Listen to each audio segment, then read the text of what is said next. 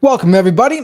Today, I want to go over how narcissists get people subscribed to their distorted version of reality.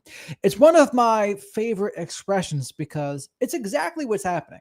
In any relationship that starts, someone starts to unsubscribe from their own perception of reality a little bit, and then they become more subscribed to the other. Now, this happens especially in unhealthy relationships. When there's a healthy relationship, two people can remain subscribed to their own reality and then come together as two independent people and create more together than they would on their own. And I was on a podcast the other day called Bitch is a Bad Word, I think is the title of the podcast. But we went over this concept and I shared a little bit about my story as well. And we talked about some other things that I don't normally get a chance to talk about. When that comes out, definitely check it out. Bitch is a Bad Word podcast. The Marcella from Beyond the Bruise, she was on it before me. And they've also had some other pretty cool guests too. They've had Dr. Drew even back in the day as well. But let's go over here how the narcissist gets you to unsubscribe from your own perception of reality. And it starts with the love bombing. It starts with the future faking. And this part can't be underestimated because when they really blow your head up and they make you think this is your soulmate, this is the person you're going to be with forever, this is the person that is mirroring all of the things that I say I want. And they mirror my dislikes too, a lot of times. And they really make you feel great about yourself. And you think in the beginning, you love who you are around this person as well. And it starts with that. Without that high that they give you in the beginning, the rest of this would not nearly be as impactful and effective. So it starts with that. But then slowly but surely what happens is they'll start finding things that are wrong with you. They'll start pointing out the things that you can't do right. They'll make you think you're always guilty of something. And it might start with small little criticisms or small little jabs sometimes, but slowly but surely, the process of coercive control takes place. And the process of coercive control is the mixture of punishments, threats, followed by intermittent rewards, because this whole thing is not going to be linear. It's not going to be love bomb, devalue, discard, then Hoover.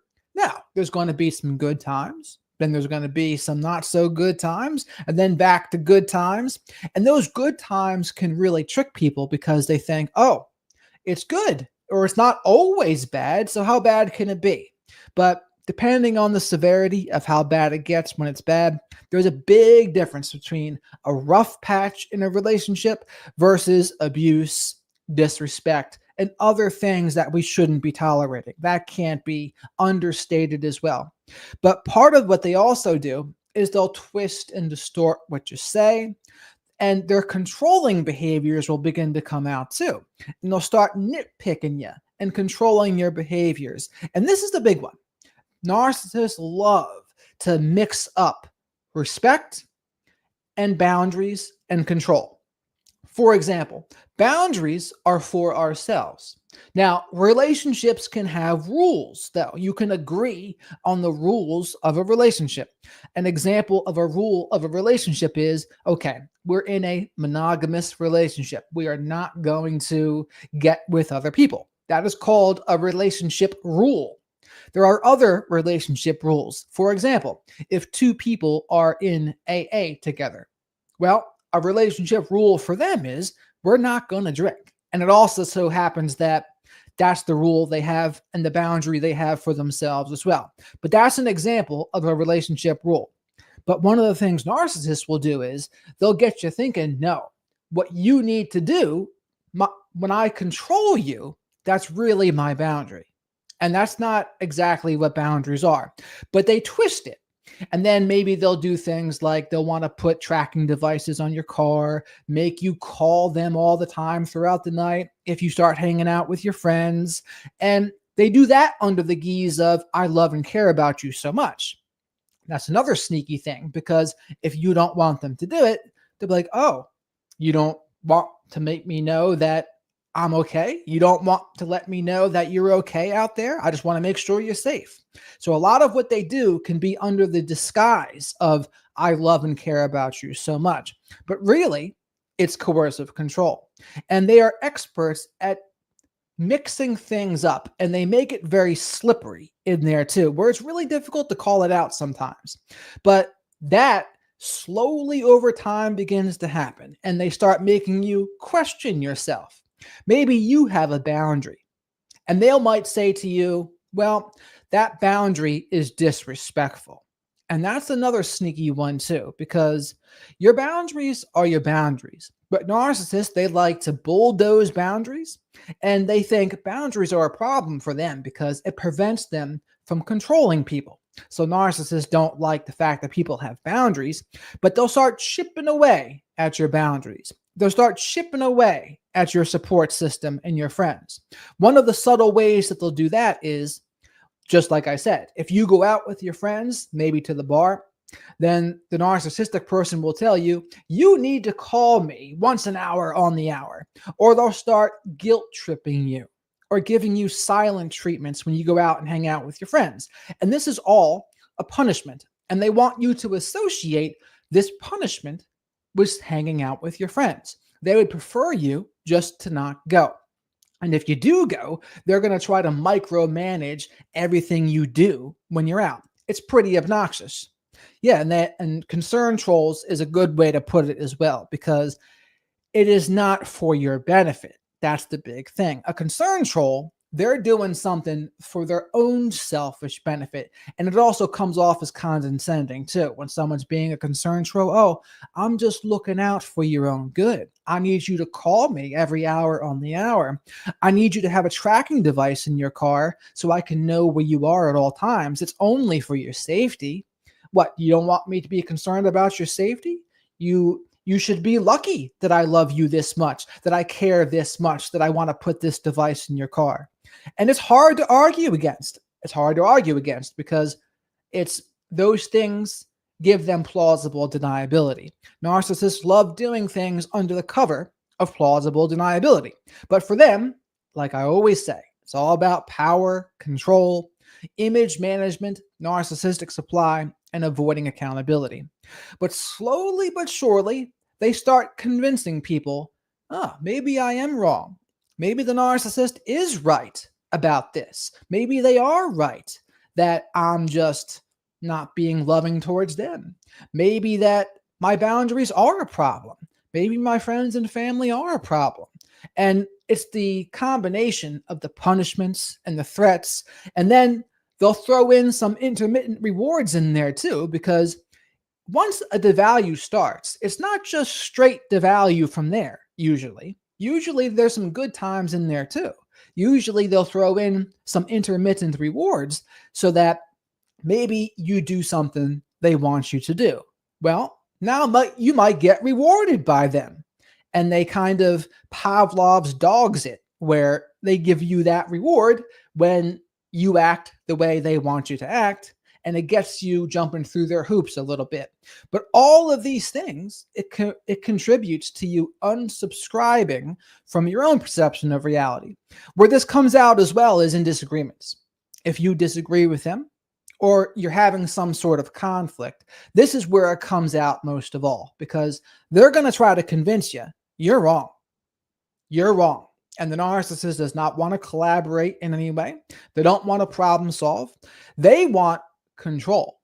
They want to come out on top. They want to get their way. They want to win the conversation. And it can also go the other way too, where maybe the narcissist has been caught in a lie. Maybe you've caught them flirting, texting with somebody else or something, but they're going to deny it. They're going to maybe do some Darvo, deny, accuse, reverse victim and offender, or maybe they'll blame you. They'll blame you and say, well, you're not giving me enough affection.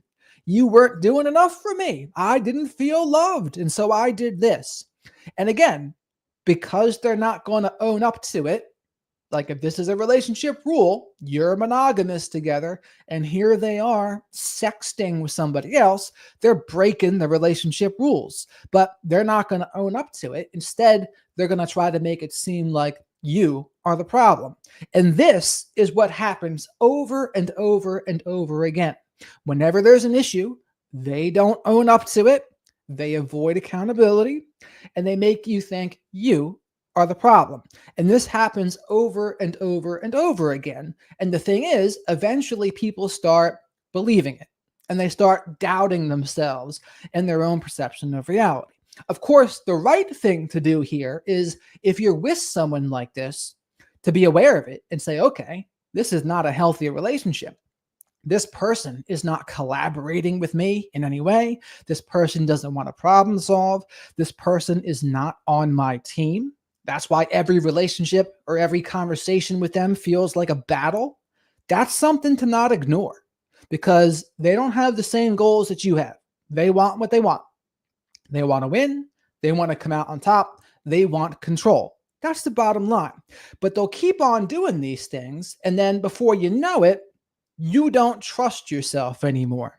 You might have had gut feelings and intuitions. Maybe this is a problem.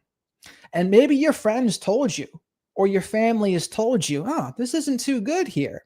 And then you might self-censor yourself. And if you were to tell your friends and family what's going on, they would say to you, oh, that's no good. That's no good. What are you doing here? And this is another sign, though. If you catch yourself in this spot, that means there's something going on.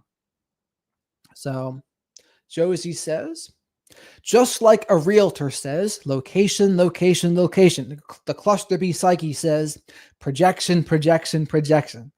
I've never heard that before, but I like that. Yeah, so the narcissist will often project. Their accusations will often be confessions of what they're doing.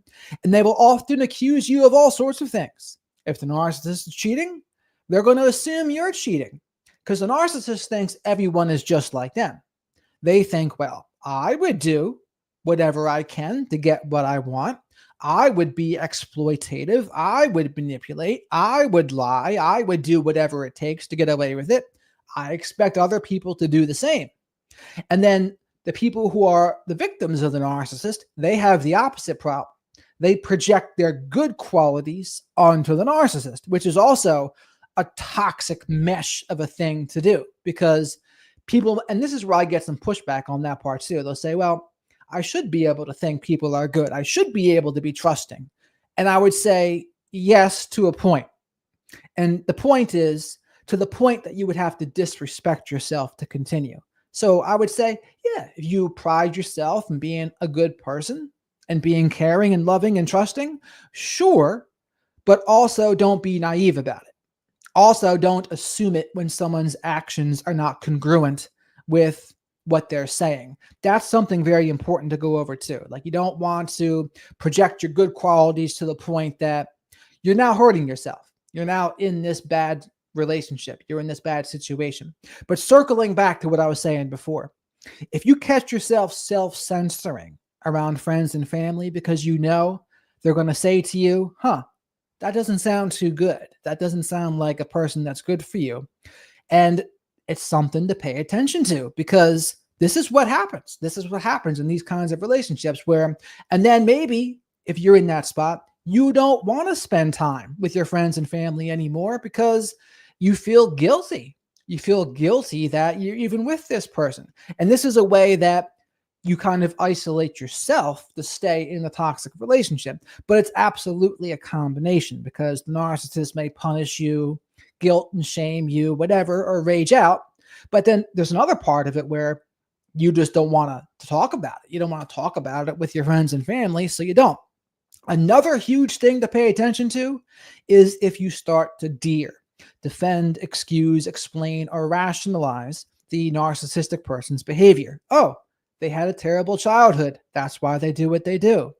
Or they had a rough day at work. Or it's just the addiction at play. Or fill in the blank with whatever it is. But if you ever start to that's a warning sign to pay attention to.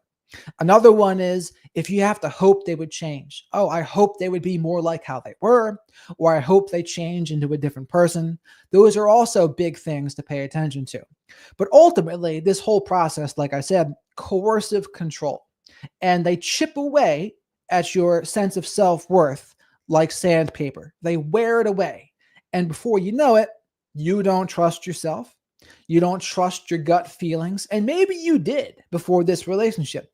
Maybe you were good at trusting your gut and your intuition, and you were pretty connected with yourself and you were pretty grounded. But slowly over time, considering all of the Darvo, all of the flipping the script, moving the goalpost, the twist and distort, the denying of everything that they've done wrong, the avoiding of accountability, the word salad, all of this contributes to you no longer believing in your own reality anymore. Because, and this is the way out of it too, because every relationship, there's going to be a little bit of a power struggle. There usually is in most cases. If people don't like to even bring it up, but it is a thing, especially in those toxic relationships where it's either this person, the narcissist, they usually win that power struggle in the beginning. And that's what starts the process of someone unsubscribing from their own perception of reality and starting to subscribe to the narcissist's perception of reality. And what are the clues that you are subscribed to the narcissist's distorted perception of reality? Well, when they accuse you of being something, when they accuse you of some devaluing thing, they accuse you of not being a good partner or whatever, you believe them. That's how you know. You believe them. And again, you might not always believe them at first. At first, you might just want to avoid some negative outcome. At first, you might want to avoid a punishment. So you're like, I'm not going to speak up about this. I'm just going to let it go because I don't want to get punished. I just want some peace here. I don't want to create a fight. But if you do that enough, then it can turn into you truly lose touch with your gut. You truly lose touch with your intuition. And then that's when you're subscribed. But again, if you catch yourself doing that too, watch what you do to keep the peace, because that's another one of the narcissist's favorite tactics. They might rage and get really angry, try to bully and intimidate you. And all of that is manipulation. It's manipulation to shut you up and to get what they want. Intuition and self-respect are like muscles. They grow weak without use. This is very true. And it's both, right? It's definitely both. It's intuition and self-respect. And slowly over time, people lose their self-respect. But that's why on this channel, I like to go over what does disrespect look like so you know what it looks like. And sometimes the disrespect is a lot of the narcissistic tactics that I talk about. And once you can identify them, okay, now you can be aware and now you can try to take action from there. And for a lot of people who find my stuff, like they're in the middle of this. Maybe they're in a co-parenting situation, or maybe they have a narcissistic parent, or maybe they're in the thick of a trauma bond in a romantic relationship. And it's not always as easy as just picking up and leaving. A lot of people say that to me. They're like, oh, well, you just leave, right? You leave and go no contact, block them, the end. Well, ideally, you would do that.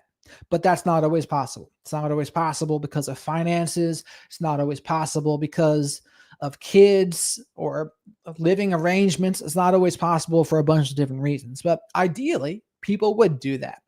But once you start recognizing these, okay, and you're armed with the knowledge, when you move forward into new relationships, you're going to see this stuff coming from a mile away.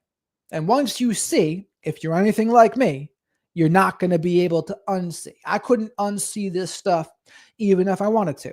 And the cool thing about it is once you get into a good spot, it really just becomes about compatibility, because you don't need to worry about the red flags. You don't need to worry about, oh, is this person a narcissist? Is this person a borderline? Like, you're going to know. You're going to know what it is. And one of the clues to know what it is disagree, tell them no, place or enforce a boundary with them, and see how they respond to those things. That's one of the best clues. And again, because if they wild out when you tell them no or disagree with them, it doesn't matter what their label is at that point. That's going to be a problem, because how they handled that is how they're going to handle conflicts. It's how they're going to handle problems in the future. And you're not going to be able to collaborate with that person. But if you can collaborate and have a disagreement with somebody and have it be okay, now you're on to something. That's why I say, find yourself somebody that isn't going to treat every disagreement like a personal attack. Narcissists do that because they are hypersensitive to criticism and perceive criticism. So they perceive disagreements as attacks. And then they lash out and rage, call you names, or fill in the blank with whatever it is. And again, once you're out of these situations, then it becomes learning how to trust yourself again, learning how to trust your gut, trusting your intuition. And that takes time. And there's various things you might have to do. You might have CPTSD. You might have caught in some narcissistic fleas, because when you're in a relationship with a narcissist, we as humans, we become like the people we surround ourselves with. You can't catch narcissism like a cold, but you can catch some narcissistic fleas. Narcissistic fleas is when you start acting like a narcissist a little bit. You start picking up on some of their tendencies. And when you're out, you might notice yourself doing this. A great example of this actually is in The Sopranos. The therapist, Dr. What was her face? Dr. Melfi. She was treating Tony Soprano. Tony Soprano, a psychopath slash narcissist, and he would rage at her, be pissed at her. And then when Dr. Melfi would see her psychiatrist, she would catch herself acting just like Tony Soprano would. And the other thing was Dr. Melfi would also take a couple nips from some drinks before seeing Tony, because she wanted to brace herself for his emotional reactions and his tantrums. And that's another sign right there. If you catch yourself needing to do that just to be around somebody, even in that setting, as she's the clinician and he's the client, that's not a good client for her anyway. If you have to drink to be around him, it's like, what are you doing there? That person's not good for you. What are you doing? But that's a great example of narcissistic fleas. And it takes some time. Again, you can have narcissistic fleas, but that doesn't mean you're a full-blown narcissist. But you might have CPTSD. You might have picked up on some of their behaviors. And that trauma bond, you might have to go to EMDR to heal it, or especially at least be no contact. That's another good step to get there too. Dr. Salerno says that's not enough, but I've seen people go no contact and really improve. Again, it really just depends. But also, while I mentioned Dr. Salerno, Dr. Salerno, Dr. Simon, and we're going to have a 3-way panel, and we're doing that on June 26th. But we'll probably upload it, and maybe even do it live. I don't know.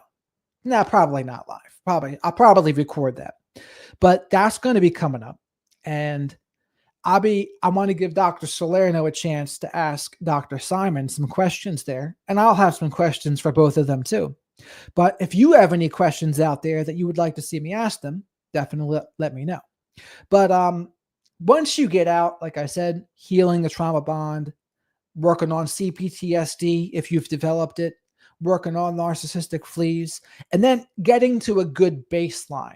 The baseline of, oh, I'm happy and single. I have friends again. I have hobbies. I'm doing well with my career and my goals. And getting to the good baseline, I can't stress to you all enough, a baseline that is healthy is key. That's what you don't have when you're with a narcissist or abusive person. Your baseline is no longer healthy. Your baseline is madness, because you're in the trauma bond, and that madness becomes your normal. Another thing I see people struggle with too, and this is women a lot of times, is they struggle with, if someone's not narcissistic or toxic, it feels boring to them, and they don't really like. Healthy seems boring, peaceful seems boring, and they get caught up on the people that are more toxic. And men have a version of that too, don't get me wrong, but that's something to be aware of as well. If that's you, okay. And I think, because I used to have some of that in me too. I used to really like going out with borderline women, and I knew it. I knew what they were, but what it was for me was, I think part of what it is too is when you've had issues with anxiety, depression, addiction, and all those kinds of things, it's a big thing to relate to with somebody. And it's a big thing. Oh, okay. This person understands. Because I can separate people into those things where, okay, this person understands addiction. This person understands depression. This person understands anxiety. And when you find somebody like that, it makes it easier to be yourself. But again, that baseline, you're kind of just relating traumas with one another on that level. Now, there are people that have had anxiety, depression, and addictions that are in a good place now. That's a different story. But if you're involved with people that are not in a good place in doing that, that's completely different. That's now you're just relating with the traumas, and the person who's struggling, they're probably going to suck you down more than you are going to help them. That's what I mentioned in my video, The Truth About Dating Borderline Women. That's what would happen to me. I thought I was in a better place, but in reality, they were sucking me down more, and I wasn't in as good of a place as I thought I was anyway. On TikTok, and part of that video was what happens when a borderline woman splits. People were very mad at me. They're very mad because I said borderline woman. And they were like, don't you know men can be borderline too? And this is where people, they really struggle with the nuance because, yes, I did say borderline women because I was talking about my experience dating them. Of course, I know there can be male borderlines. That just wasn't what that video was about. But since I said borderline women, a lot of people lost their minds. They were like, don't you realize men can be borderlines, or you don't know what you're talking about? I was like, well, I'm sharing my experience with them. It doesn't mean everyone's going to have the exact same experience I did, but that's what they were thinking. You're right about that, Josie. I hope I pronounced your name. You get the most flack when you're over the target. That's absolutely right. And some borderline women, when I did that, they made videos about me on TikTok, and they said, oh, I listened to the first 5 seconds and I decided he doesn't know what he's talking about. And they told me to go F myself and to shut the F up. And I was like, oh, thanks for the demonstration of splitting, by the way, right? Oh, of course, curious one. I do try to be as honest and forthcoming as possible because I find that always helps the most amount of people. Because, I've been through a lot of this stuff. I've been through the narcissistic abuse in family, romantic relationships, borderlines in relationships, undiagnosed autism in myself. So I get it in a way that a lot of people don't. And I'm also pretty lucky that I've gotten to where I am with a lot of this stuff too. But circling back too, that's something to look forward to, Dr. Simon, Dr. Salerno, and I. That should be an interesting conversation. And overall, though, I want to also start talking more about dating stuff too, because that intertwines. It intertwines with the narcissism topic, the borderline topic, etc.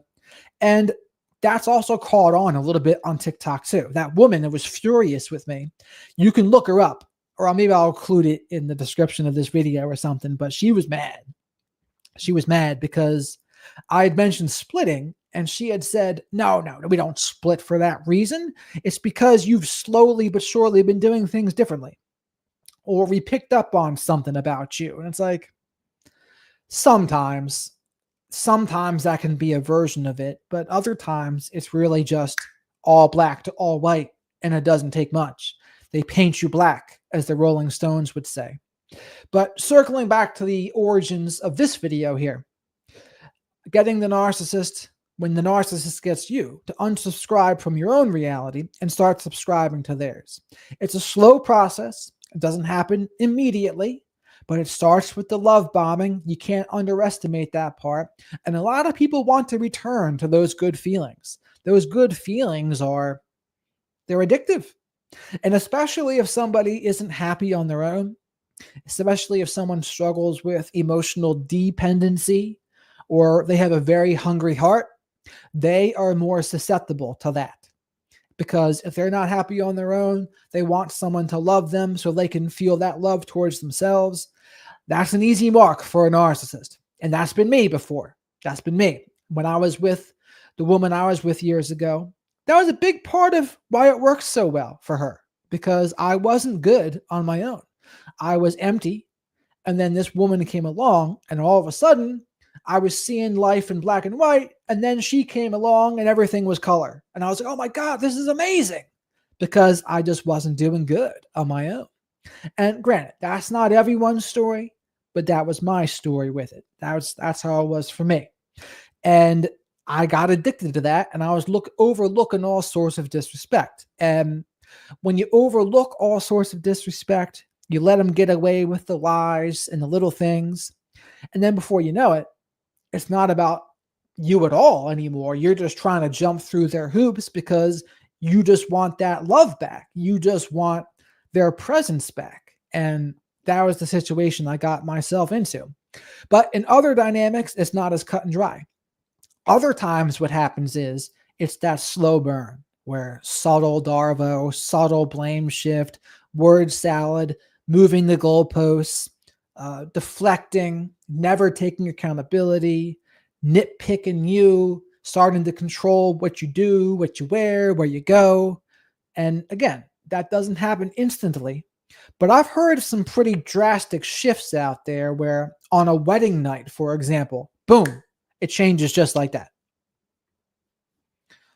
I got very confused recently about unwelcome physical contact with a male friend recently. I don't believe he has a cluster B disorder, but it tore me up enough to end the friendship. Well, that doesn't sound very good. Unwelcome. I guess that he tried to kiss you or something like that. And I guess it's something where it was a friendship that you thought was platonic, and then he tried to escalate it.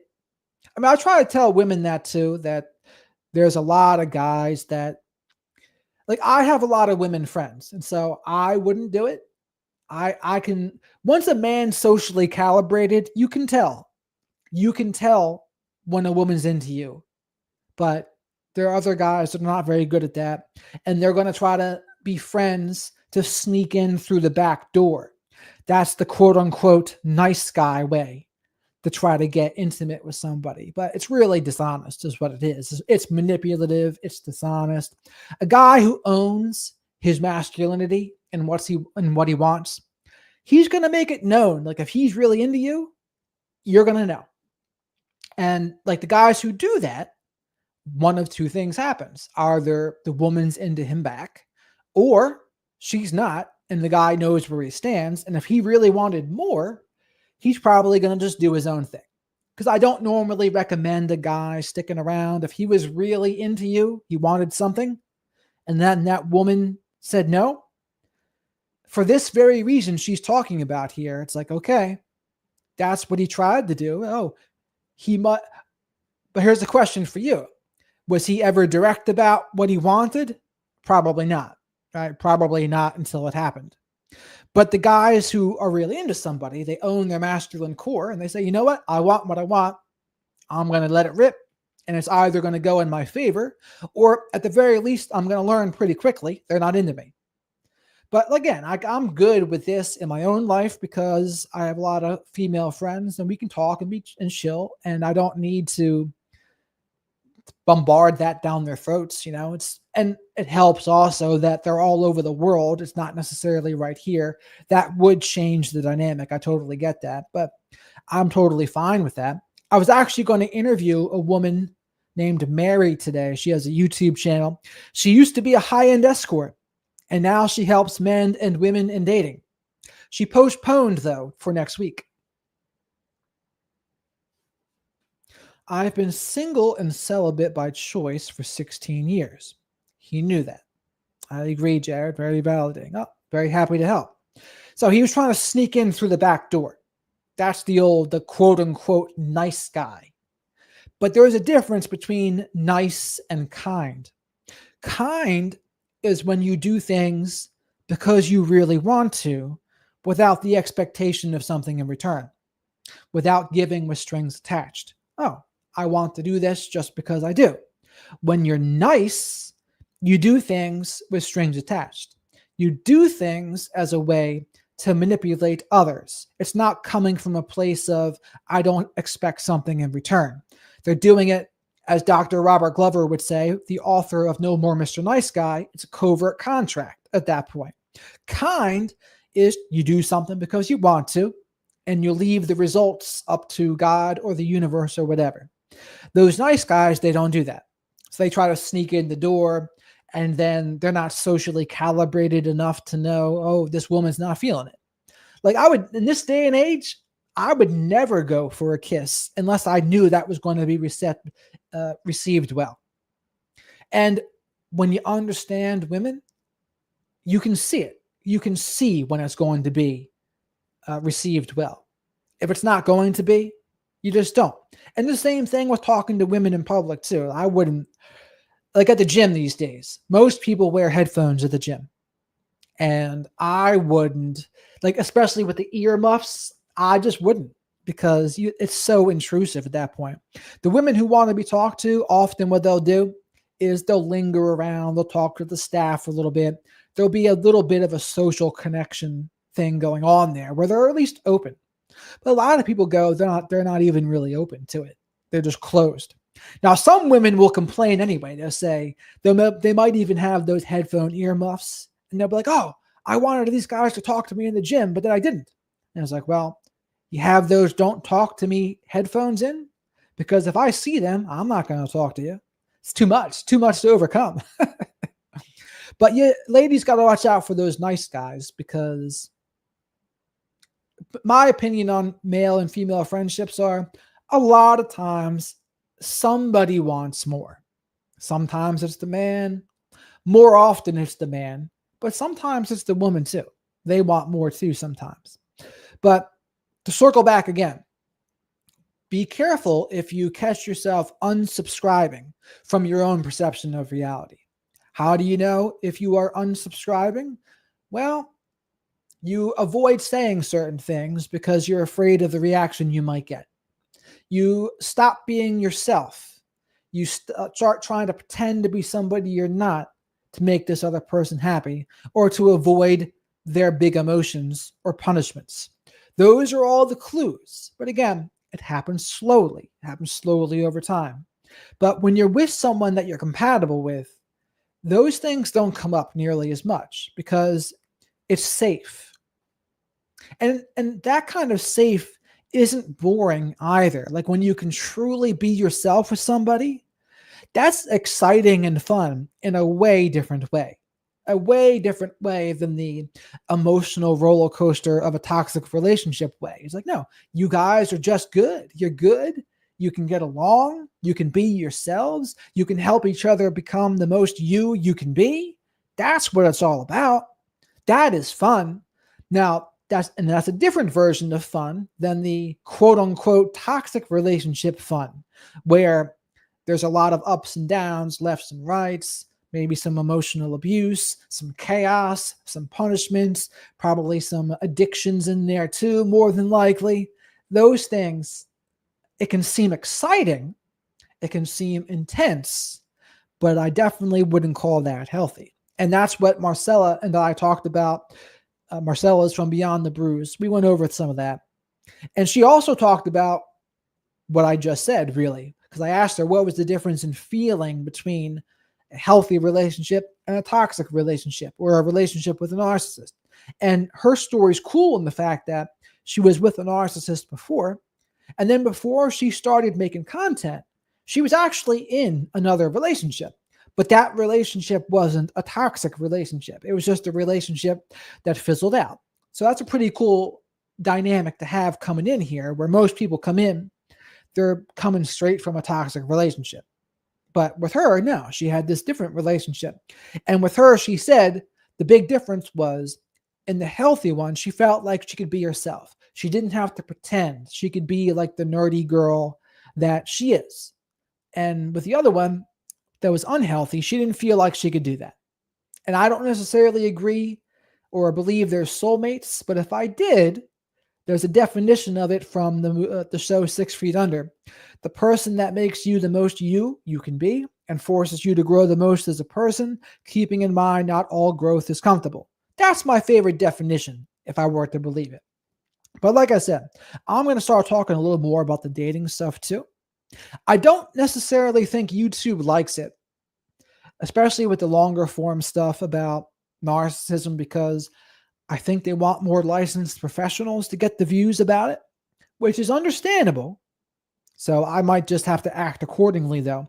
And perhaps it's one of the reasons when I interview professionals, they tend to do better a lot of times. That's not lost on me, because the almighty algorithm, that determines everything. But I like this terminology of unsubscribing from your own reality and then subscribing to the narcissist distorted version of reality. That's what you want to watch out for. If you notice yourself slipping into that and losing touch with yourself or betraying yourself to keep the relationship, that is no bueno. No bueno to do that.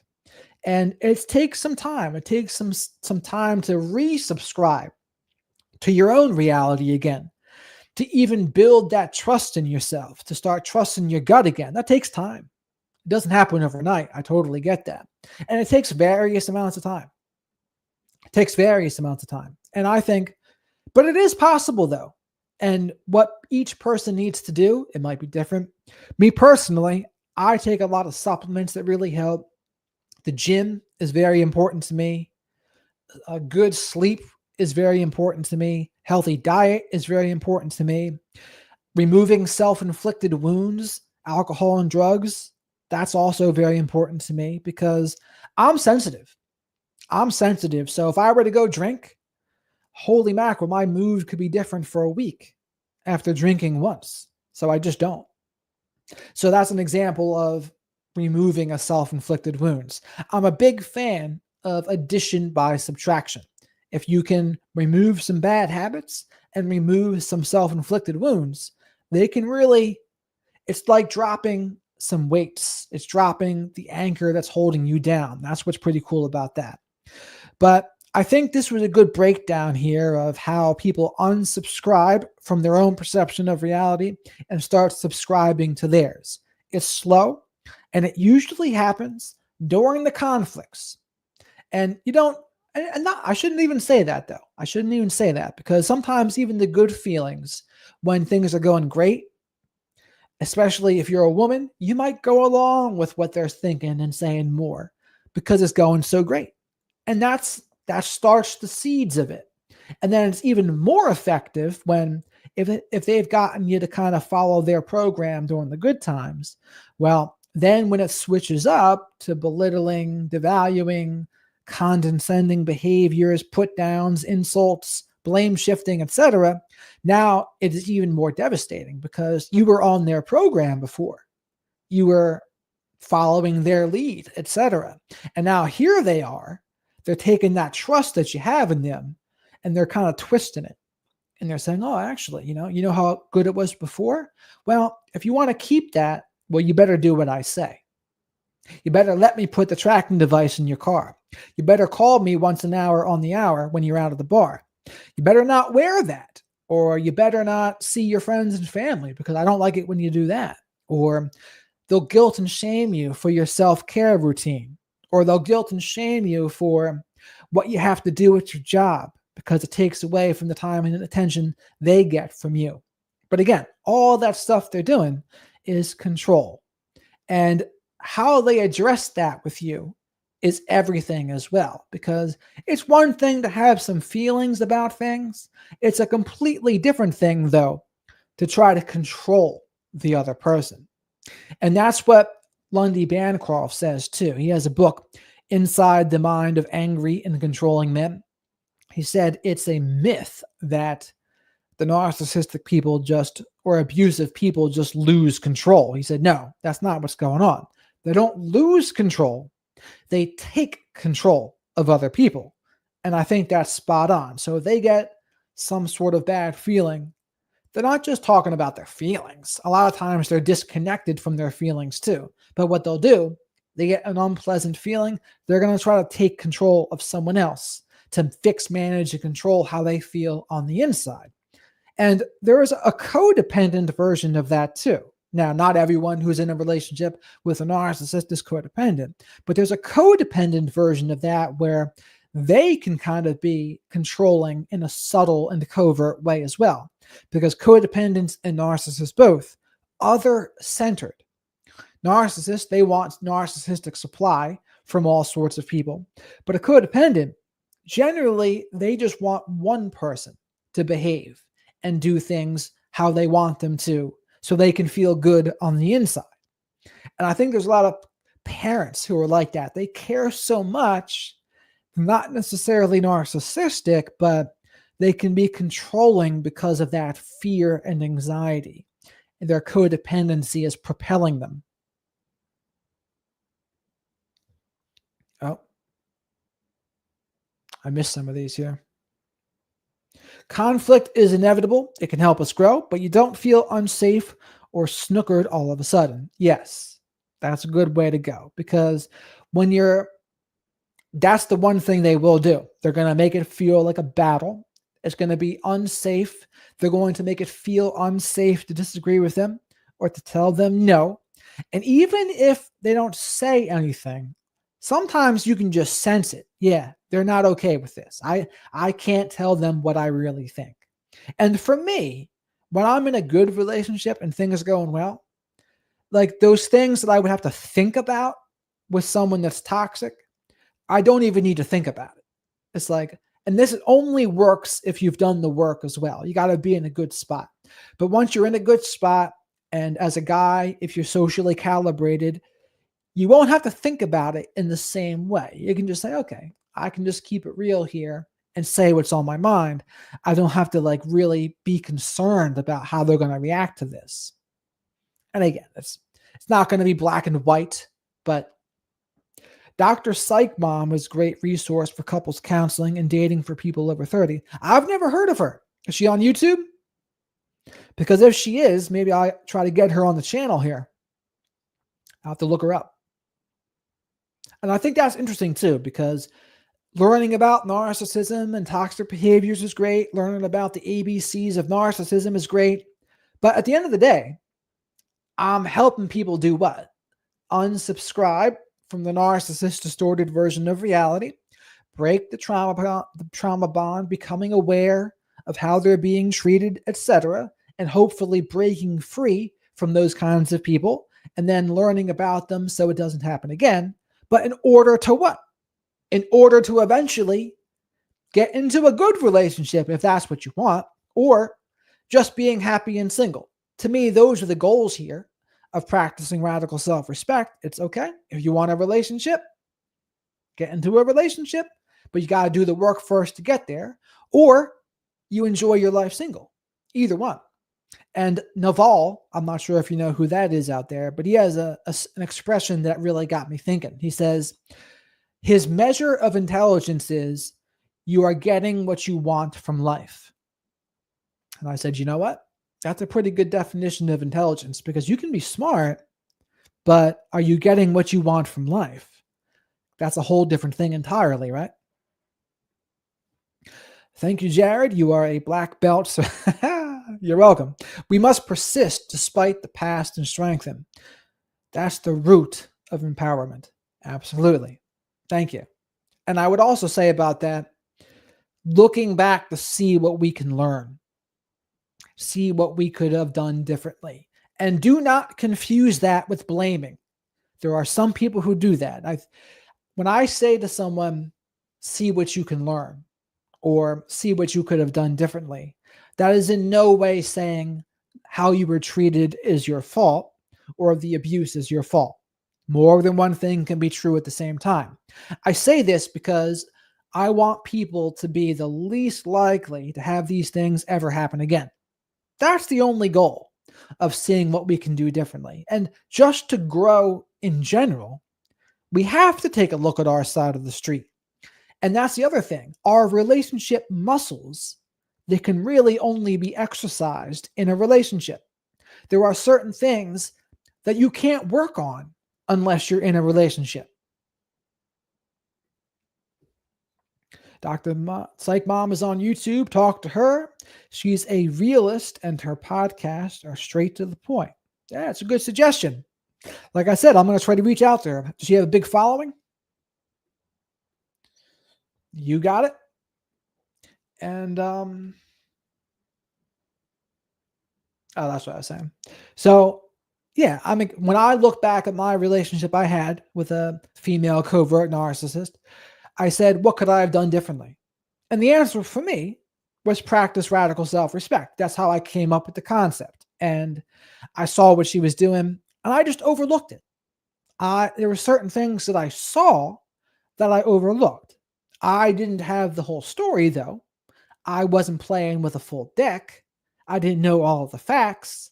I didn't know as much about narcissism then, but there were still little things that if I truly respected myself, I would have guarded my heart a little more and I wouldn't have overlooked some things. And when she was being disrespectful, I would have just let her go.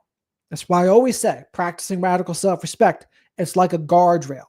It's a guardrail that protects us from toxic relationships because you're not going to be in a toxic relationship if you can practice radical self respect. It's just not going to happen. It's going to be impossible to do both. You can't practice radical self respect and be in a toxic relationship. They're just not congruent. And as the shepherd of black sheep here, that's important for me. I want the flock of black sheep or scapegoats or whoever else is out there. That's what I want you to understand. I absolutely agree with that. Jiminy Cricket. Jiminy Cricket from the Pinocchio. But also what happens too, though, is your parents, until you do the work, your parents can become your internal voice. And that's something to watch out for too, because if your parents didn't treat you well, your parents devalued you, belittled you, abused you, invalidated your perception of reality. Oh, and that's a big one too, how narcissists get you to unsubscribe. They invalidate your perception of reality and how you see things. They're not going to agree. And that's another huge part of the process of how people start to unsubscribe. Their perception of reality is never validated. And if your perception of reality is never validated, you can have a strong sense of self-worth. But if you're around that long enough, it's going to wear at you. It's going to wear at you over time. Now, of course, if you do have a strong sense of self-worth and you notice that happening, well, then it becomes on us to do something different and hopefully get out of there. But looking back, we can see how things went for other people. We can see maybe how it even went for ourselves in these dynamics. And that's something to pay attention to.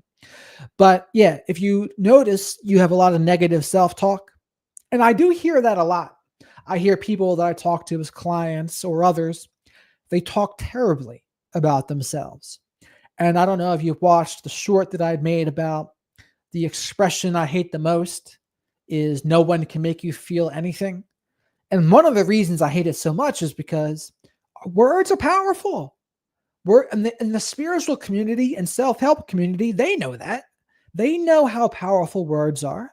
Tony Robbins and friends, they know how powerful words are, how we talk to ourselves. But when they say things like that to invalidate others, usually they say it to avoid accountability or to gaslight a little bit. And someone was even telling me that some therapists say this apparently in couples counseling. I didn't like that one bit at all either. It's like people are human, especially if someone you love is doing something.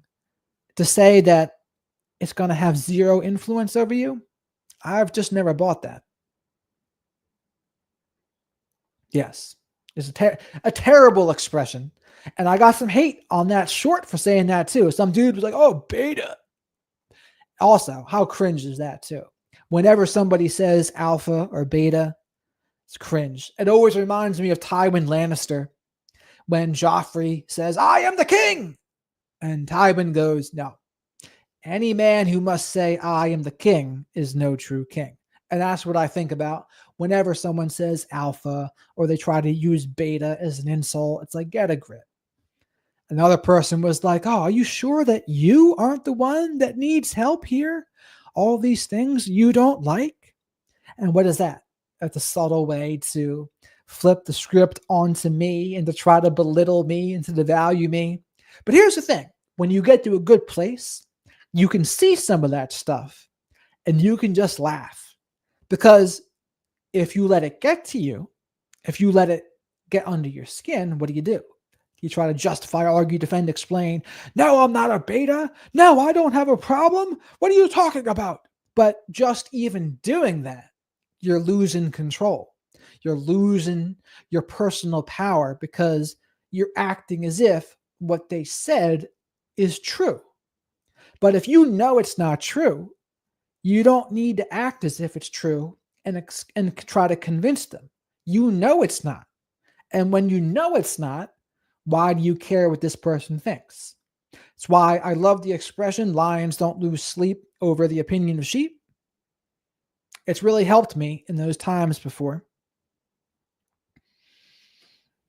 Pinocchio is super fascinating to examine if one likes psychology.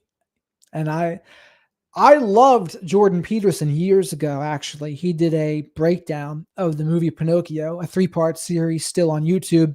To me, he's changed a lot. It's sad to see what he's become. But back then, when he was a psychology professor at either Harvard or the University of Toronto, that was an amazing series that I think, especially someone who wants to be a parent, I think it should be required viewing, really. But he was awesome back then. He did a 3-part series on it. I thought it was phenomenal. One can get, or let's go back to stop. Pinocchio is super fascinating to examine if one likes psychology. One can only get so many hints from conscience, helpers, and lessons, but to be more than a wooden doll, you have to grow up. That's right. Because you have to develop your autonomy and not be pulled by the strings of whoever's trying to pull your strings. Who tries to pull your strings? Well, ideologies try to pull your strings, and then you start talking like a puppet of a ideology. Yeah, exactly. Transcend the projection. Because, like I said, when you know something's not true, when you have a good, healthy sense of self-worth, you don't always need to prove it. It's like Paulie said in Goodfellas when Henry was talking to him about something. He was like, you got to be careful for Tommy. Tommy, he's got something to prove. He's a cowboy. And those people can be dangerous. Yeah, so Jordan, and the one thing I'll say for Jordan, he just did that Jubilee thing. I'm not sure if you've all paid attention to that, but he was the quote unquote Christian against 20 atheists. And the problem with that was, first, he refused to say he was a Christian. It's like, dude, stop playing the word games, man. You agreed to this as a Christian, just own it. But then they had to change the title to Jordan Peterson versus 20 atheists. And then he kept on losing his temper. He kept getting pushed off of his emotional center. And it's sad to see. It's sad to see because I've actually spoken to Jordan Peterson before. I'm not sure if I've ever said that before here. But years ago, 6 years ago, when he first came on the scene, and I was a little more lost back then, and I'd listened to his Pinocchio series, I thought it was amazing. And at that point, you could pay $200 to his Patreon, and you could talk to him for an hour. And so I did. And this was right before he spoke to Sam Harris in his debate. So I want to say that was 2018 or 2019. So 6-7 years ago. But we talk about all sorts of things. It's pretty interesting. I mean, I'd like to get him on here at some point too. I still have his contact information and his wife. So I might try to do that at some point. But to me, he's a shell of himself now. Unfortunately, I think that benzo thing and getting put into the induced coma, I think that did a number on him. I think also all of the criticism that he used to get, and granted, I do think some of that criticism was unwarranted back then. I think they were being too hard. They just disagreed with him ideologically, but I don't think he handled it well either for the reasons I just said, because if you truly have a good belief in yourself and you're confident, You don't let that get to you as much. But when you do, then all of a sudden you start absorbing all of that negative energy, and he starts listening to it, taking it to heart. And now he's very reactive, and he's very, just comes off as bitter. And yeah, he's been abused a little bit, I would say, by the people. But now, now it's warranted though. Now it's warranted because he's being crazy. So yeah, it was sad to see. I mean, there's really no defending him in that. I didn't watch the whole thing, but the clips were pretty damning, if you ask me, because he plays those word games. I hate those word games. Like, dude, if you're going to be a Christian, and I have no problems with religion. There's a lot of people who are atheists. They do have a problem with religion. I'm not an atheist, but I'm also not a Christian either. I think there's something, but where every religion loses me is when they all say their way is the only right way. Whether it's Muslims, Judaism, Christianity, Catholicism, all of them, they all say we're the only right way. And I think that's an interesting thing about the Romans and the Greek gods. They made their gods more human. So their gods had flaws, which made them more relatable. And I think that's an interesting little facet there. But I also liked how the Native Americans, I liked how they saw things too. I liked their relationship with nature and the land. I think that's something that, I mean, we're getting back to that a little bit in some ways, but we're just so technologically advanced now where we've gone down the path. Those 20-on-1 debate things are yes. Yes, they are. I watched them all. I watched the Peterson, or Destiny, Andrew Wilson, Alex O'Connor. They're blood sports. Now, because most debates, they're not changing anybody's mind. People's minds are made up, and that's it. Now, I enjoy a good debate. I've got a little debate bro in me that I haven't really let out yet, but there are some things that I think maybe I should start letting it out a little bit. So maybe I get invited on Piers Morgan's show, which is basically what? It's the Jerry Springer of political discourse. That's basically what Piers Morgan is. But big people on YouTube, that's what they do. But not enough people truly listen to understand. They don't listen to actually get their perceptions changed. What they really do is they listen to hear their own opinions in someone else's voice.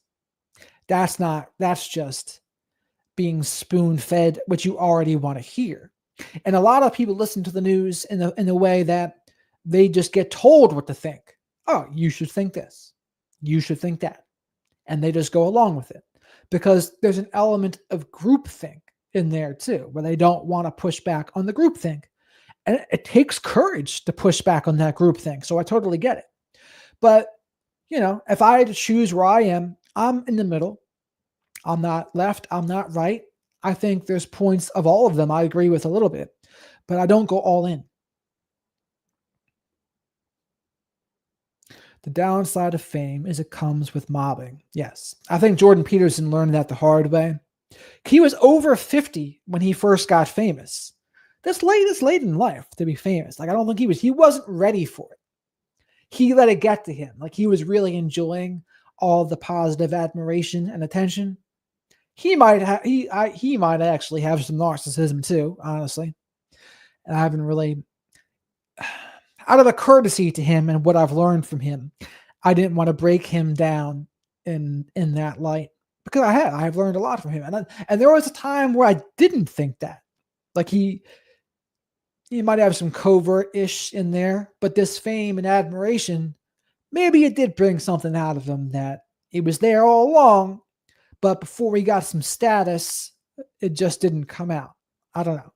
But how he behaves, he behaves fairly similar to one of these milder cluster bees, sadly. The Thunderdome. Yes, and that's exactly what they do. They listen to support their ego. So I guess that's what it is. That's when people want to hear their own opinion in someone else's voice. That's what that is. And those people, what's interesting to me is when you listen to political discourse and you see how people disagree with one another, people start using the narcissistic tactics super quick. And once you're aware of them, you should be able to see them unless you're ideologically captured yourself. Then you might not. Then you might have what they call motivated reasoning. And to be fair, most people do have a little bit of motivated reasoning. I mean, there's a lot of people who are straight Republican, straight conservative, and then the left is a little more disjointed, but generally they agree on some things. And when people, it's hard for them. It's hard for them to take a step back and disagree with their own side. I think the left does that. The left eats their own, is what they say. So they can do it in some ways. But yeah, I might go over some Dr. Jordan Peterson at some point. I might invite him back on the show. I saw a clip I might break down, if you all want me to, of Dave Portnoy. Dave Portnoy, he was very angry at his co-host because his co-host was saying, I'm for free speech. If people want to criticize Israel or Jews even, he's all for it. He goes under free speech. But Dave Portnoy was not having that one bit, and he was losing it, and he was getting pissed. And I think Dave Portnoy is a good example of a fragile but inflated sense of self-worth, where he can kind of wile out. He was wiling out in this clip. And I don't know what his deal was, but it's like, hey, words are words. I guess he thinks, because he's Jewish, he thinks that it's a very dangerous time for them. And he thinks that things can escalate into not so good. But speaking of that, Israel did just attack Iran. And for the people who follow me, you should know how to pronounce Iran. It's not Iran, it's Iran. So that's your little tidbit of knowledge for the day about the Middle East. But Israel did attack. They attacked Iran. And that could be the beginning of something not too good. I mean, that whole area over there right now is a mess. And people here in America, people have been talking about the immigration and the LA riots. And this is the last thing. Well, I appreciate it. I'm going to try to do more of the live streams because there's a lot of things that I am interested in that I don't normally get a chance to talk about. Because, I really like politics. I really like other psychological stuff, dating stuff. I've worked in politics, so I know a lot about it. I've talked to people at the door. What are you referring to in particular? Yeah. It's not good. So what I have seen, though, was annoying me on TikTok. So whenever I opened up TikTok, I was hearing that little girl crying. And the little girl crying, they were saying, oh, this is a girl who lost her mom or dad because ICE deported them. And it was just a girl crying. And then all these creators were recording themselves crying to this and saying to the Trump people, this is what you voted for. And then you realize, wait a minute, that is just a movie clip that they're playing to emotionally pull at people's heartstrings. And granted, my opinion on the whole matter, I don't lose any sleep over the law-abiding people that come here, the people that work in restaurants, the people that work as cleaners, the people that work in landscaping. I don't lose any sleep over them. And I've always said, if somebody really wants to crack down on immigration, you crack down on the people that hire them and you stop their motivation for even coming. But until they do that, that's how you know they don't really care. Because if they really cared, that's what they would do. If you prevent the reason why people come here, you crack down on them hiring them. And if that were to happen, then they wouldn't come if you really wanted that to stop. But they don't really want it to stop because our economy is built, unfortunately, on a lot of illegal labor, under the books labor. So it is what it is. Yeah, the Wizard of Radical Self-Respect knows about many things that he doesn't talk about as much. I mean, I've talked obviously about narcissism for a while here. But before I started talking about that a lot, I did talk about a lot of other things. I didn't. It's just the narcissism topic, especially in the shorts, they really took off. But I like talking about other things. And that's also why I like talking about or doing interviews too, because it gives me a chance to talk about those things more. But so do these lives too, for that matter. I hope the best for everyone. I don't want us to hurt anyone. I don't smile at my disagreeers. Yeah. And that's understandable. But I hope the best. I mean, like I said, I don't lose any sleep over the people that are here doing that. I'm not sure why Trump's doing it. I think he's getting like they want to have a political victory. But here's the other thing I always think too. What we see people get really upset about is often to distract from something else. Now, what is it? I don't know. One of my favorite political pundits was called or is called Dan Carlin. And he would have a guy called James Burke on his show once in a while. And he would say, it's all Bismarck. And what it's all Bismarck means is we don't really know what's going on. And whatever they're telling us, it's not the whole thing. And when whatever we know, there might be doing something completely different behind the scenes. We don't know. But a lot of times they're playing hide the ball or whatever. Look at what Kash Patel said to Joe Rogan the other day on the Rogan show, Joe Rogan Experience. He said, we're not going to release the evidence of what happened on Epstein Island because we don't want to re-traumatize victims. Which is BS, I would say, of course. Why don't they want to release it? I don't know. But I don't think they care about re-traumatizing victims. There's something else going on there. And then all of a sudden, this LA thing comes up and they send the National Guard there. And what do you know? Well, you're not talking about Kash Patel anymore on Joe Rogan. You're talking about immigration stuff. Now, granted, I mean, the left is talking about immigration stuff too. They're the ones throwing the rocks, the ice cars out there and whatever. So just something to pay attention to. That me personally, there's people on all the sides I agree and disagree with. It's not black and white. There is a glee in seeing people owned. I don't participate in that. If those folks are happy and prosperous, the better for us all. The solution starts with us as people. Yeah, I would agree with that. I mean, the individual citizens and what we do, it can go a far way. What we accept and don't accept.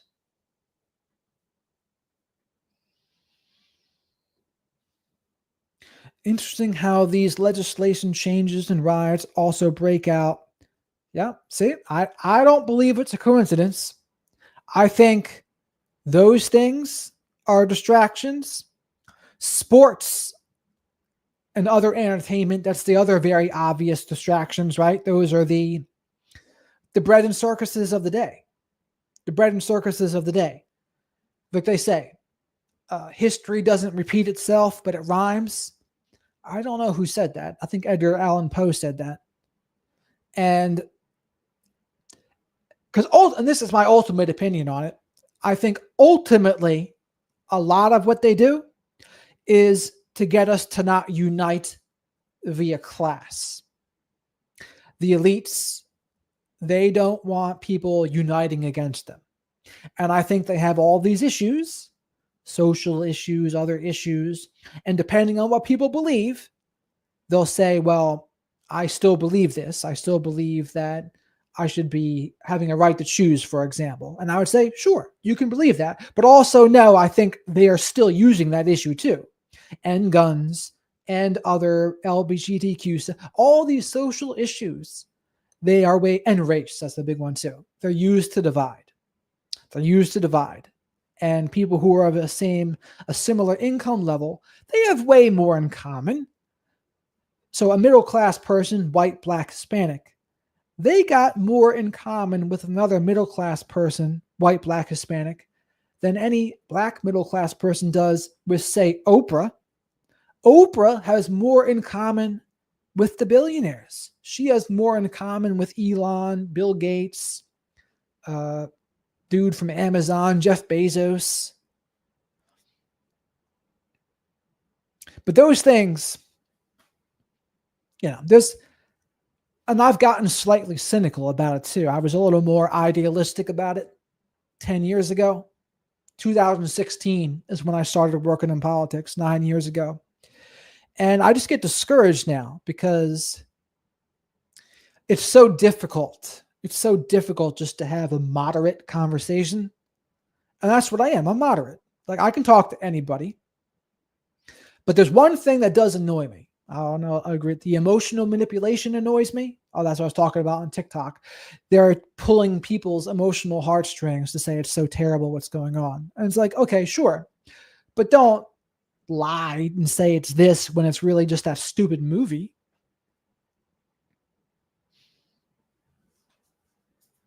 Who did? Me? What was the quiet part out loud?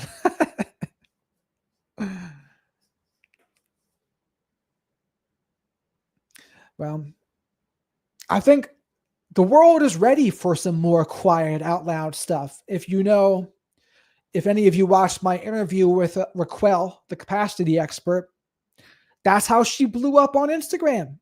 She blew up on Instagram because she started saying things that was pushing the envelope a little bit. She's pushing people to think about some things differently, to not just validate, but to take it a step further. And I think she's right.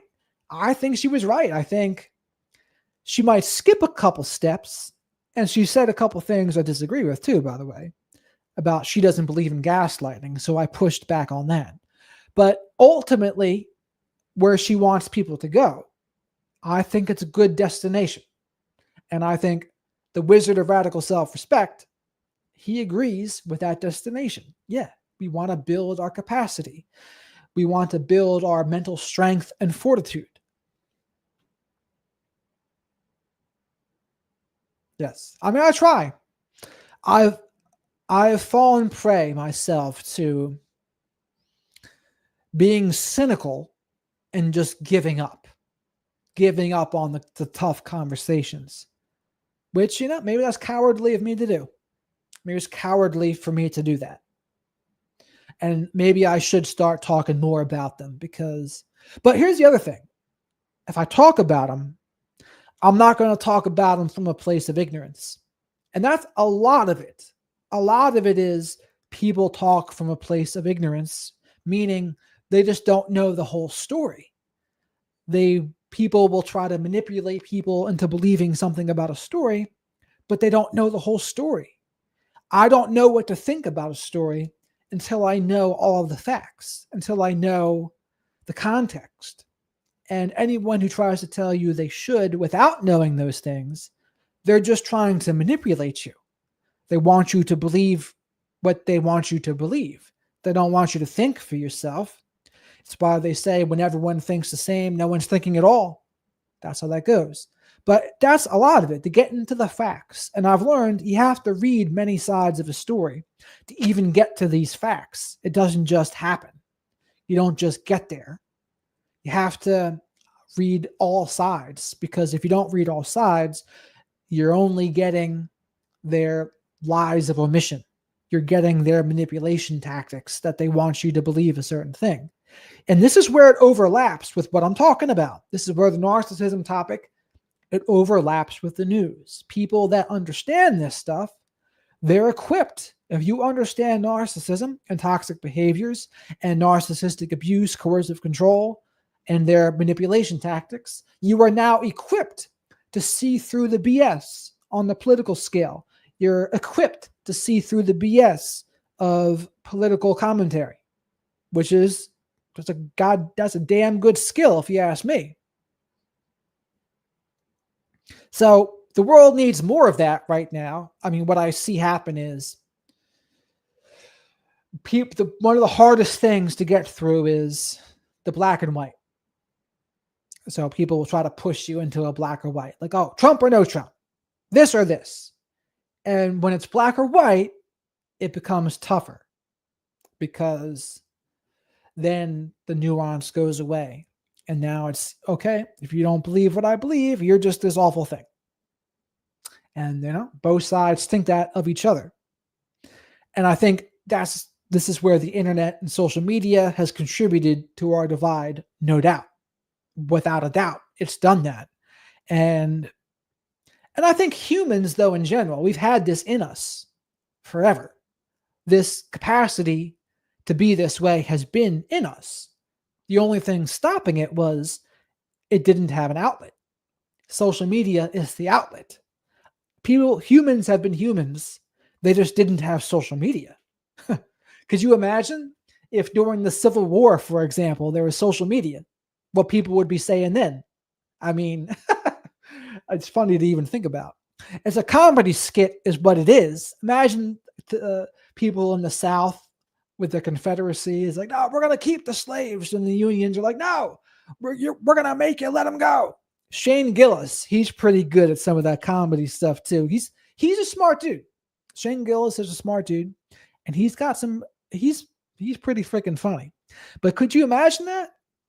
Freaking or World War II, World War II with social media. Imagine what the Nazi propaganda machine could have done with freaking Facebook, Instagram, X, YouTube. Holy mackerel! What we would have been doing. Wild times, I'll tell you. But and this is the actually, you know what? Now that I'm talking about this guy Anthony that I interviewed a month or so ago, probably a couple of months ago now, he's been doing a lot of digging on AI and some of the double meanings of words and with social media and AI, etc. And I'm going to have him back on the show when we can arrange it. And I think some of that's going to be super interesting too, because there's double speak. And you'll see what I mean when I talk to him. But he presented it to me the other day. And I said, oh, this is pretty interesting. This is pretty interesting here. I'll see if I can find it for you real quick.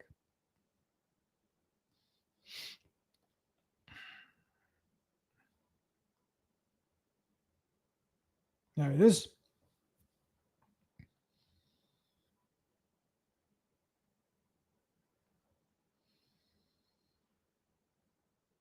Oh, well, I won't bore you as I try to look through this here, but he was talking about how, like, threads, talking about engagement, and how engagement, we see engagement as people following someone on social media. Well, engagement used to be how you attacked an enemy, you engage with the enemy. And so he has all these correlations he's made between terminology we use in social media versus their original meanings. And so we'll talk about that. I think it could be pretty interesting. But unless any of you have any more questions here, life of Brian, always look on the bright side of life. I like that. I like that. But yeah, if you don't have any more questions out there, I'll wrap this up. I'm also trying to think what times of day are best for me to go live. I was going to do live during the day a couple of days ago, but no one was here. I was like, well, I gotta do this when people are actually here and available. I'm a mini vampire myself, so later in the day is better for me. I like evenings like this. They work well for me.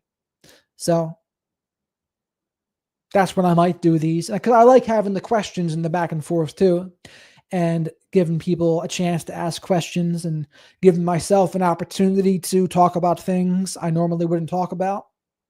And yeah, I love that. I love talking about a broader range of things. And if you want me to start talking about supplements again too, I used to do that years ago. I stopped doing that. I used to talk way more about dating stuff. I used to do that years ago. I don't do that anymore either, really. But I'm going to start. I'm going to start.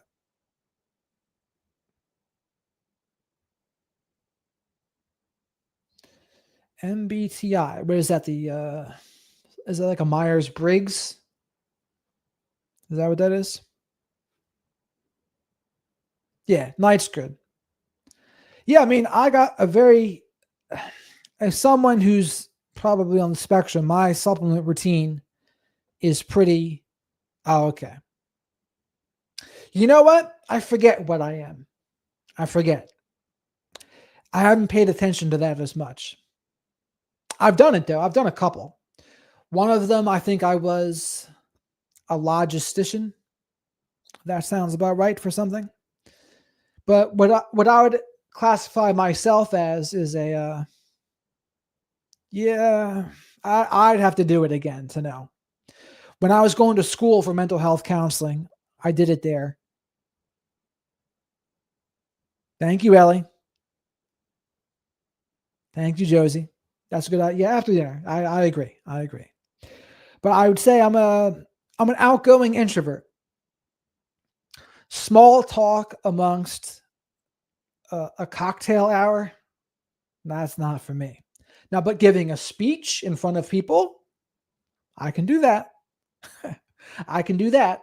I can talk on YouTube and whatever other social media. I can do that. But the actual mingling, ooh, I can do it, but it's exhausting and I feel awkward doing it a lot of times too. So it's not my favorite. But I'm an outgoing introvert, is what I am. An old soul, outgoing introvert. As far as the Meyer-Briggs goes, I would have to do it again. I'd have to do it again to have a. I think the logistician one I did, that was just some random Facebook thing.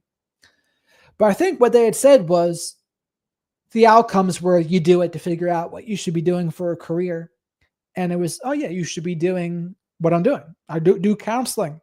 You do counseling and you talk to people. And that's what I'm doing. And it's a lot. It's a lot to, because I haven't had any other jobs since the last political thing I did ended. I've been getting away with YouTube, Facebook, and coaching. But it's a rough hustle getting away with just that. Oh, there, Sam. Cheers to you too. Curious one. Is that what's her face from Fleetwood Mac? What's her name from Fleetwood Mac? I can't believe I don't remember it. I said, what a sin that I don't remember her name. I just wished her happy birthday the other day too. On Instagram. Her song's pretty good for breaking down too, with narcissism, borderline, and toxic relationship stuff. Yeah. The frick is her name?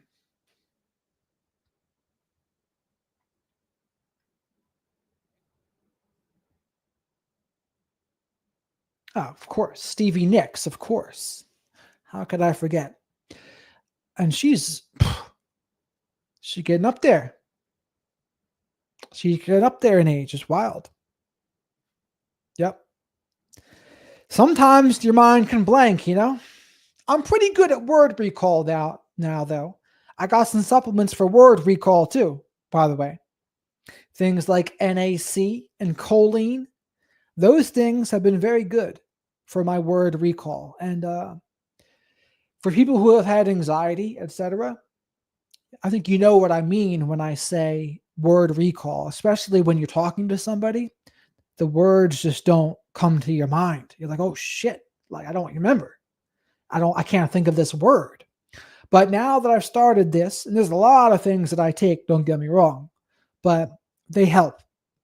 I think it kind of puts the buffer because I had so much anxiety before that it gets in the way. You come off as not as intelligent as you are when you have a lot of anxiety sometimes because that anxiety filter, it gets in the way of what you're trying to say. Like you have it in your head, but you can't communicate it. And I think that's one thing my supplement routine has done for me. It's gotten rid of that barrier where what comes out my mouth is more similar to what's going on in my head. It's like like a clear path out. Okay, these are my thoughts. I'm articulating them as I'm thinking them. But when I had before the supplement routine, when I had more anxiety, there was a buffer there, and there was like that anxiety layer would get in the way, and then I would just be like a bumbling buffoon. Samantha Fox, who's that? I know the name. Very attractive woman, though, Samantha Fox. Is that you? Are you Samantha Fox? NAC. I mean, I love NAC. It's great for the liver, great for the kidney. And I was very upset at the old FDA for a minute because they were going to try to make it a prescription drug only. Don't like that. But they didn't, thankfully. What movies was she in? What movies was she in from the 80s? Because it sounds familiar. I want to say like not Fast Times at Ridgemont High.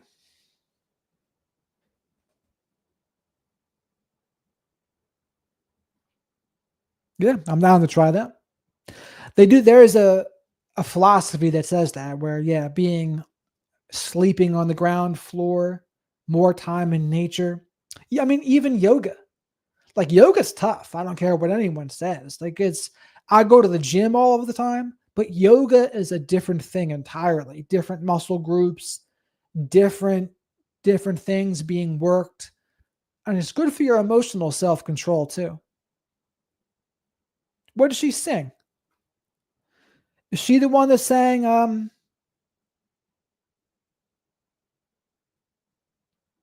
"You Just Keep Me Hanging On"? Is that her? Or is that somebody else? I think that was her.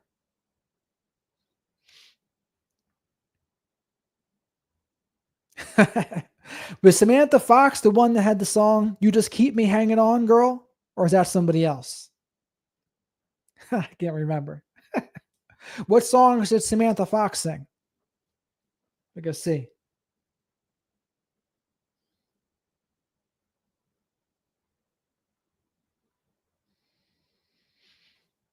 Oh, there she is.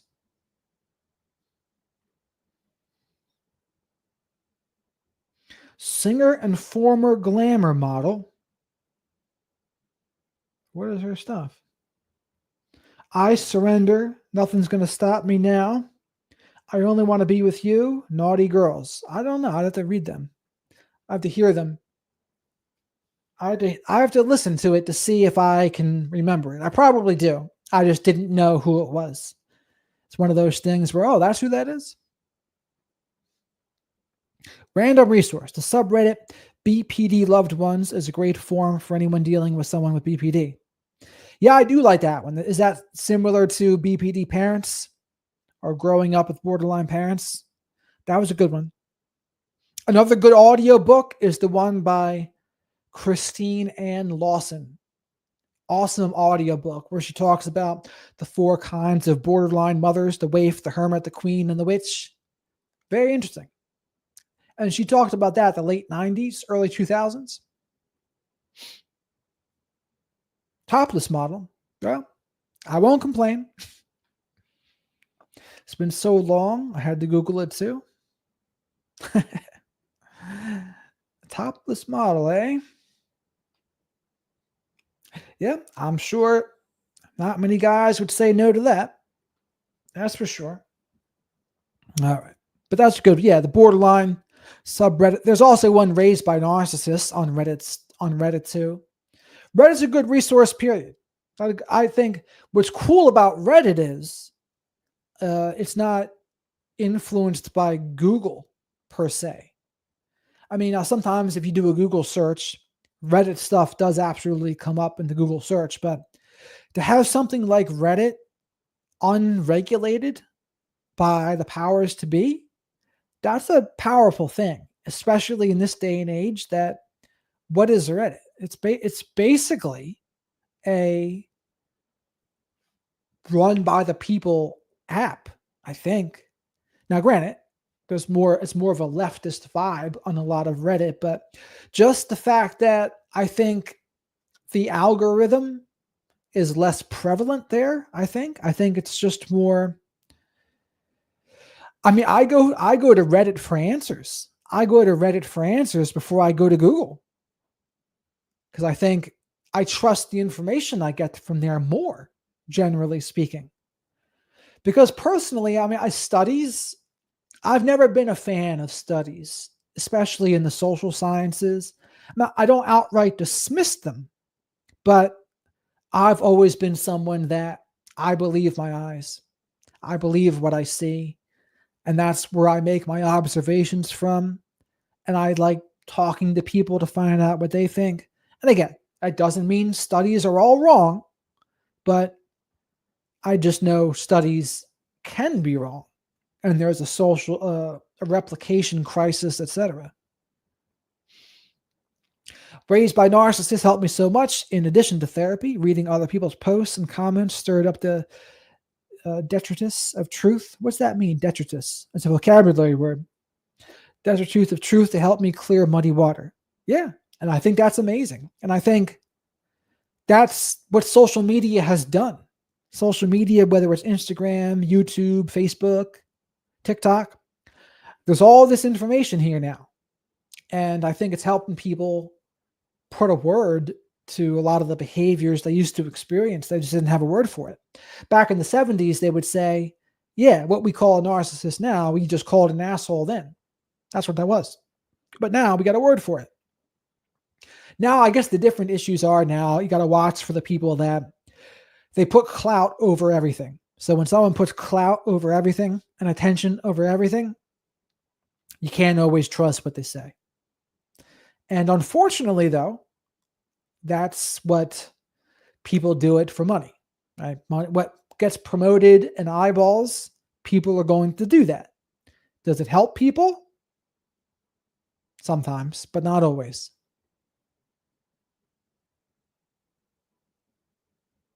I would say that's certainly true too. There are certainly some power-hungry mods because there are some people that's really the only power they have in life. They don't have much else. And so they exercise their power on Reddit, banning with the ban hammer. And I mean, I get it. Whatever floats the boat, but some of them can be outright abusive, and some of them really don't like different opinions, depending on the subreddits you go to. And I've seen that a lot too. You disagree? Ban hammer. It's like, well, that's pretty childish. That's pretty emotionally immature, if you ask me. But all right. I'm going to rock and roll here. But like I said, I'm going to start coming on live more. And if you have more questions, we can go over them next time. But till then, keep your eyes open for the shorts that come up here too. Yeah. So they do what they do there on Reddit. And there are certainly some mods in some of those places I've definitely had my disagreements with, no doubt. That's true. And I wouldn't call them all emotionally mature. And a cool thing I tell people to do about Reddit, it's a good way to test yourself. And the good way to test yourself is, if you want to test yourself, I appreciate you, curious one. I'm glad you were here. Nice meeting you as well, Sam. And this is the last thing I'm going to say. If you want to test yourself to see how strong you are in trusting yourself and your gut, regardless of outside influence, you go to a subreddit that you disagree with. So if you're a Republican, you would go to like political, the news, because that's pretty much Democrat, or vice versa for something else. You go to the subreddit and you say something that you know they're going to disagree with, and then you watch your downvotes come in, and you practice being okay with the downvotes coming in. You practice not jading, not fighting it, or just plainly stating your point, regardless of the downvotes that come in. It's a good exercise, I think, to really enhance your capacity. I'm glad you enjoyed it too. But yeah, but I'm running out of steam. So, but again, if you all liked this, I'll be doing more of these. So I'm glad you all caught me here. And keep your eyes open for the shorts that are coming around tomorrow. But all right, everybody. Good night. And that's very true, Sam. They are. A lot of terrible communicators out there. All right. So long, everybody.